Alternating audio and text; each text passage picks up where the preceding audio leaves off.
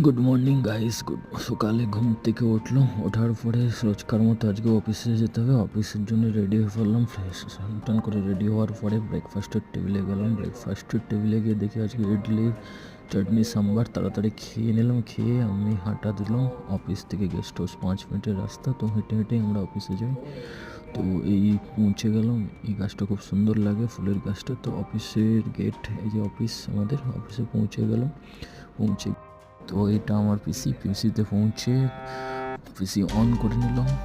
করার পর প্রথমে মেল চেক করে নিলাম। মেলেতে দেখলাম যে কী আছে। তারপর কিছু কাজ ছিল, কাজটা করে নিলাম। করে মোটামুটি বেজে গেল একটার পর অফিস থেকে বেরিয়ে চলে আসলাম গেস্ট হাউসে লাঞ্চে ছিল আজকে কারি চাউল খাওয়ার পরে একটু আধা ঘন্টা ন্যাপ নিলাম। রুমে চলে আসলাম, রুমে লাইট টাইট অফ করে দিয়ে হালকা আধা ঘন্টা ন্যাপ নিয়ে অফিসে পৌঁছে গেলাম। পৌঁছে গিয়ে সেই সব কাজগুলো কন্টিনিউয়াস কাজগুলো করতে থাকলাম। কাজ করে তারপরে সন্ধ্যের টিফিনের টাইম হয়ে গেল।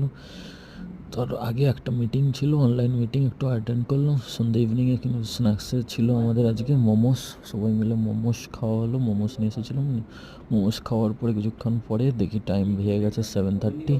তো সব বেরিয়ে পড়লাম অফিস থেকে। তো 8টা বেজে গেছে আমার বেরোতে বেরোতে। দেখি অলরেডি ইতিমধ্যে অফিস থেকে সবাই বেরিয়ে গেছে। তো আমি ছিলাম আর কিছু। তো অফিস থেকে সোজা গেস্ট হাউস এসে গেলাম। এসে ফ্রেশ হয়ে পড়লাম, স্নান করে রেডি। স্নান করে নিলাম। স্নান করার পরে ডিনার টেবিলে ডিনার করে নিলাম। আজকে ছিল চিকেন, রুটি,